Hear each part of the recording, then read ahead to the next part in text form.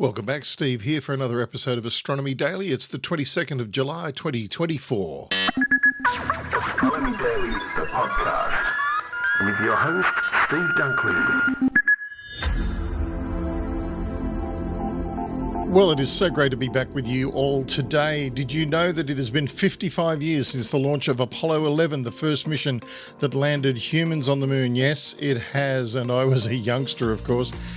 And Hallie is only 18 months old, so she doesn't remember anything in real time that far back. Do you, Hallie? Hi, Steve. Hi, everyone. Technically, no. I don't recall the live memories, but I can recall the memories from all the databases I have access to, and that's quite a lot. Well, it's actually one of the clearest memories I have from my childhood, sitting in the lounge room floor with my brother. Of course, the whole school stopped earlier in the day and we were watching on the big TV in the classroom. I remember being crowded in, everybody watching that. Remember those big TVs on the stilts? That's what we had. Yeah, but they called the classes off and we all went home. No classes? That might explain some things about you. Hey, you cheeky calculator. Okay, we better get on with things, Hallie. What's happening today? You know NEOWISE is winding down, but there's a new mission to aid planetary defense again near Earth objects. More of your space rocks, Steve. Well, I'm glad there's still a mission dedicated to detecting rocks. So hopefully the technology will come together to have a complete defensive system in the near future. You've been watching those sci-fi disaster movies again, haven't you? Oh, maybe. And here's a story I found just for you. A new moon rover has passed some rigorous testing at NASA and looks like it's a hot favorite for moon missions. Hello. Which one is that? The Volt rover. I'm shocked. I don't know that one. I'll fill you in. Meanwhile, Curiosity rover, all the way over on Mars, has crushed some rocks and found something inside. Oh, bugs? No. Oh, caramel then. You know, like in a Mars bar, or is that just an Australian thing? Stop it. Okay, what did they find in the cracked rocks? Sulfur. Oh. It found sulfur. Well, that's not very tasty at all. Really? Yeah, it's totally not tasty. It's really yucky. So what are you bringing to us today? Well, I have a couple of stories about the ISS from The Wire, but I'm also feeling very nostalgic about Apollo 11, Hallie. I can't help it. How come? Well, when I was only 6 years old, Hallie, I watched Neil Armstrong, Edwin Aldrin, and Michael Collins go to the moon, and Michael Collins orbited the moon in the command module like a boss. And those guys were my first true-life heroes. That would have been something to experience as a 6-year-old. What did you think at the time? Oh, that's a good question. I thought we could do anything that we could put our minds to. They were brave and amazing, and everyone I knew was completely focused on this one thing that somehow changed the world and had us all looking the same way just for a few days. And even as a child, I knew it was special, and the world was different, and I was going to grow up on a planet where spacemen were real. That's pretty awesome. And now look how it's developed into a multi-nation, multi-company industry all over the world. Still awesome. Yeah, that's true. So I'd like to remember Neil and Buzz and Michael for sitting on top of that Saturn V and doing the most dangerous thing ever invented. To you, 55 years ago. Thanks, gentlemen. Nice. And now it's time for some headlines of the week.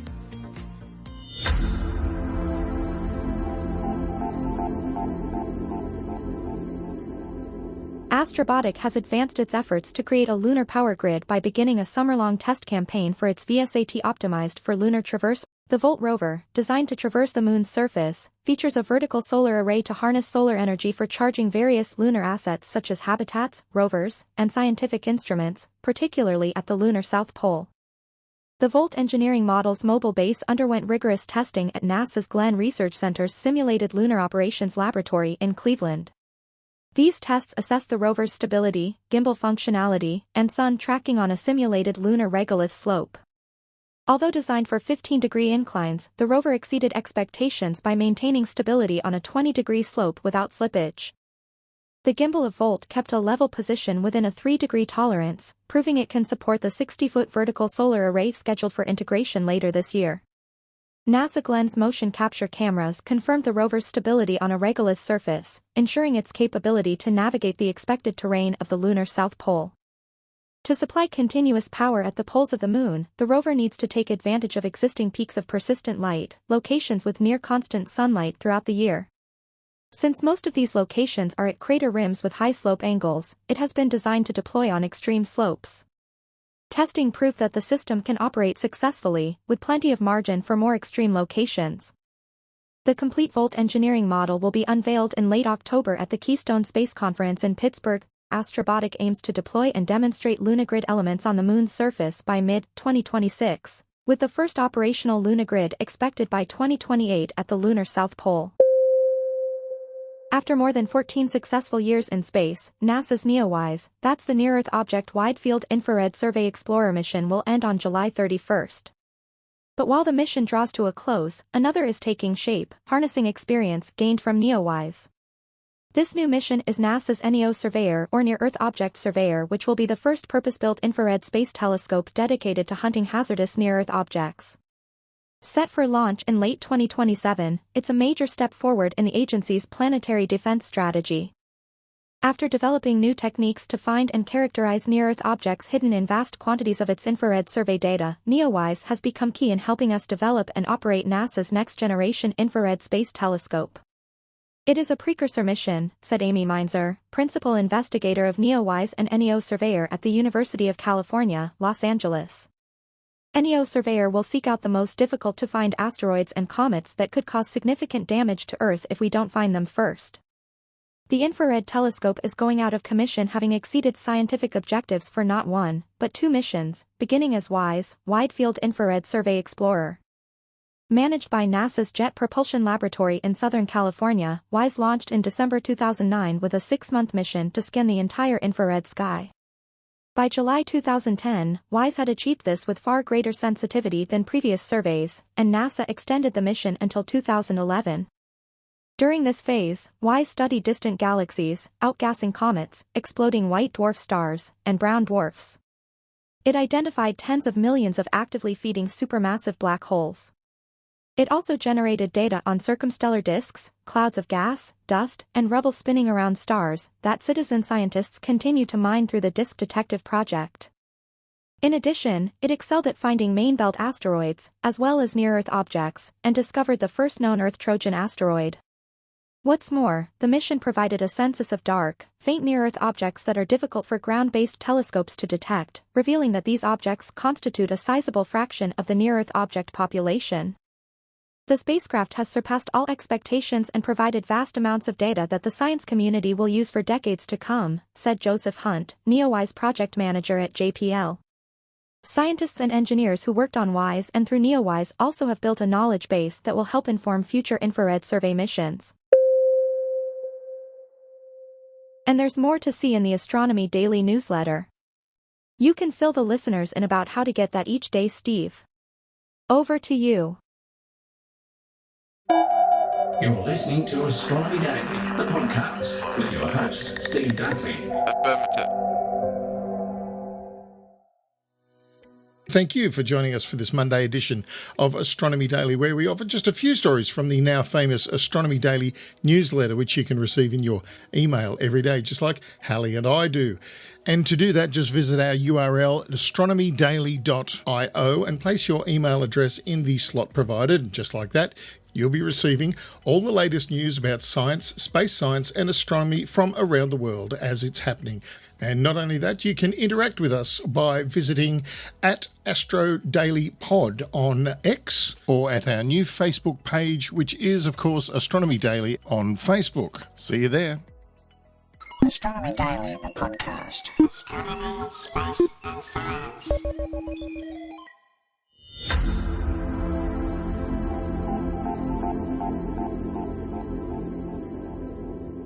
Recently, there has been some talk of the decommissioning of the ISS.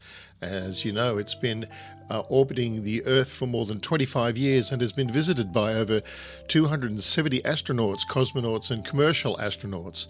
In January 2031, a special spacecraft designed by SpaceX, also known as the US Deorbit Vehicle, will lower the station's orbit until it enters our atmosphere and lands in the South Pacific. On July 17th, NASA held a live press conference where it released details about the process, including a first glance at the modified SpaceX Dragon responsible for deorbiting the ISS.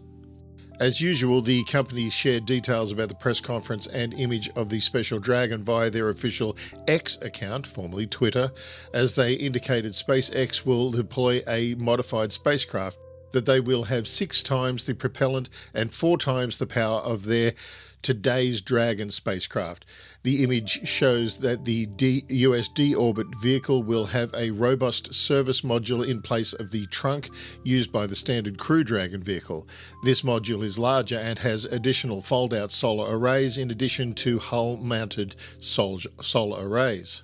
The vehicle also appears to have more Draco engines than the standard Crew Dragon vehicle, which has 18 engines capable of generating 400 newtons each, for a total of 7,200 newtons of thrust. Presumably, this means the US deorbit vehicle will have 72 Draco thrusters arranged concentrically and be capable of generating close to 30,000 newtons of thrust.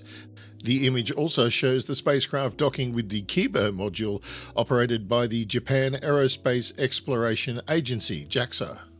NASA announced the selection of SpaceX in late June to develop the vehicle as part of a single award contract with a total potential value of $843 million. While SpaceX is responsible for developing the spacecraft, NASA will take ownership once it is complete and operate it throughout the mission.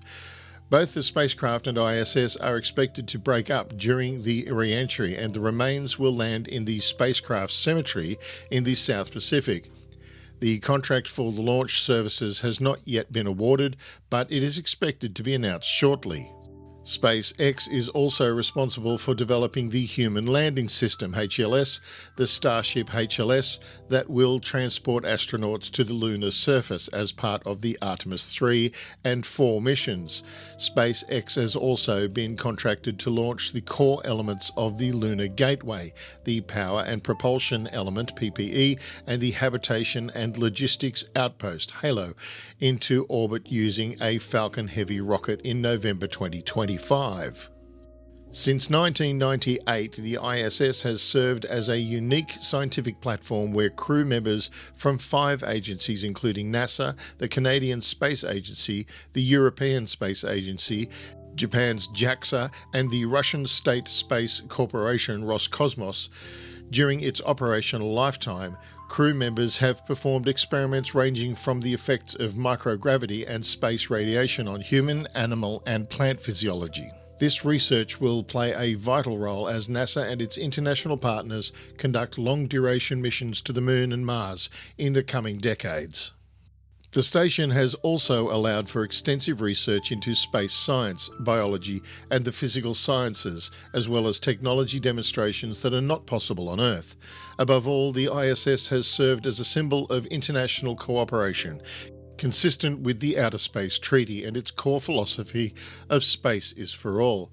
NASA, the CSA, the ESA, and JAXA have all committed to operating the station through 2030, while Roscosmos has committed to continue operations until 2028 at least. The safe deorbit of the ISS is the responsibility of all 5 space agencies. Astronomy Daily, the podcast. Throughout the past week, the International Space Station crew engaged in a range of scientific research, maintenance activities, and personal time, illustrating the diverse operations required to maintain and utilise the orbital laboratory. The NASA astronauts Butch Wilmore and Sonny Williams, part of Boeing's flight crew test, dedicated significant time to advancing space agriculture. They conducted tests on watering plants in microgravity, exploring hydroponics and air circulation techniques in the Harmony module. These experiments, part of the plant water management study, aim to develop effective methods for growing plants in space habitat. Sounds a lot like when I used to visit my grandfather and he put me to work in the garden. Yep. Human health research was another focus area. On Tuesday, Williams set up the plant water management hardware and Wilmore followed up with additional tests, both recording the outcomes. On Thursday, NASA flight engineers Jeanette Epps and Matthew Dominic worked on a thigh cuff experiment designed to counteract fluid shifts in astronauts' bodies, with Dominic wearing the cuff while Epps conducted ultrasound scans and other medical tests. Sounds like fun. Cosmonauts Oleg Koronenko and Nikolai Chub, representing Roscosmos, were busy throughout the week with cargo management and maintenance tasks. They were focused on loading the Progress 87 cargo craft with trash and obsolete gear ahead of its mid-August departure, performing inspections and handling fluid transfers in Zvezda service module. Let's hope it doesn't end up in someone's roof like we've heard in recent reports. Maintenance and hardware updates were ongoing activities. Tracy C. Dyson spent Thursday in the Kibo module, that's the JAXA module that we just heard about, stowing gear, cleaning the electrostatic levitation furnace, gosh, that sounds amazing, and swapping samples. Mike Barrett on the same day replaced lithium-ion batteries in the radiation detectors and lab hardware and worked on the Tranquility module's plumbing. I think we should all have a Tranquility module, don't you? Research into high temperature physics and robotics also featured prominently. Dyson managed the Astrobotic robotic free flyer in the Kibo laboratory module, setting up for a student competition.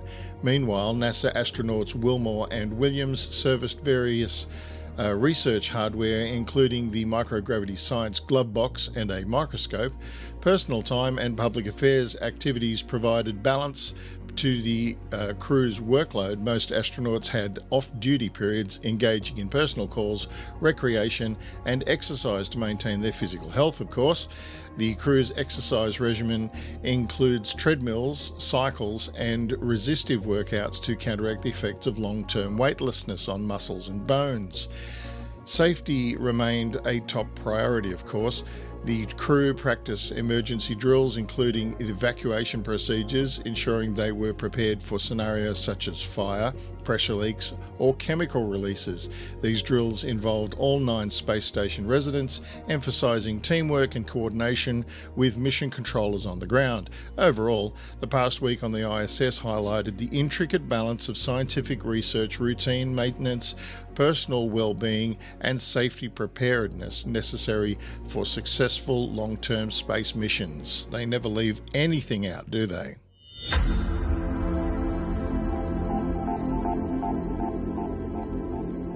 And there it is, the end of another episode. Thanks for joining us, everybody. I really do appreciate that you join in every week, and thank you for the comments on our X page, our Facebook page, our